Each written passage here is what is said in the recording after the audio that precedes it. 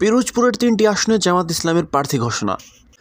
আসন্ন জাতীয় সংসদ নির্বাচনকে কেন্দ্র করে পিরোজপুরের ৩টি জেলার প্রার্থী ঘোষণা করেছে বাংলাদেশ জামায়াত ইসলামী। গত বৃহস্পতিবার জেলার ভান্ডারিয়ার ইসলামিক ফাউন্ডেশন অডিটোরিয়ামে এক মত বিনিময় সময় পিরোজপুরের ৩টি আসনের প্রার্থীর নাম ঘোষণা করেন জামায়াত ইসলামীর কেন্দ্রীয় সহকারী secretary general advocate Mozammel Hossain Helal.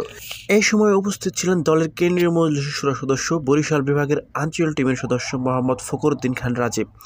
দলের কেন্দ্রীয় কমিটির সিদ্ধান্ত অনুযায়ী পিরোজপুর ১ আসনে পিরোজপুর সদর, ইন্দুরকানী, নাজিরপুর আল্লামা সাঈদীর সেজ ছেলে, ইন্দুরকানী উপজেলা পরিষদের সাবেক চেয়ারম্যান মাসুদ সাঈদীকে এবং পিরোজপুর ২ আসনে ভান্ডারিয়া, কাউখালী, নেসরাবাদ আল্লামা সাঈদীর মেজ ছেলে শামীম সাঈদীকে এবং মাঠবাড়িয়া উপজেলা নিয়ে গঠিত পিরোজপুর ৩ আসনে বিশিষ্ট সমাজসেবক সাফা ডিগ্রি কলেজের সহকারী অধ্যাপক শরীফ আব্দুল জলিলকে প্রার্থী ঘোষণা করা হয়েছে। এ সময় অ্যাডভোকেট মোজাম্মেল হোসেন বলেন, বিশ্বনন্দিত মুফাসসির আল্লামা দেলোয়ার হোসেন সাঈদী পিরোজপুর সহ সারা পৃথিবীতে একজন জনপ্রিয় ব্যক্তিত্ব ছিলেন। পিরোজপুরে তার পরিবারের বিপুল জনপ্রিয়তা রয়েছে। এই জনপ্রিয়তাকে কাজে লাগাতে জামায়াত ইসলামী তার ২ ছেলেকে পিরোজপুরের ২টি আসনে প্রার্থী ঘোষণা করেছে।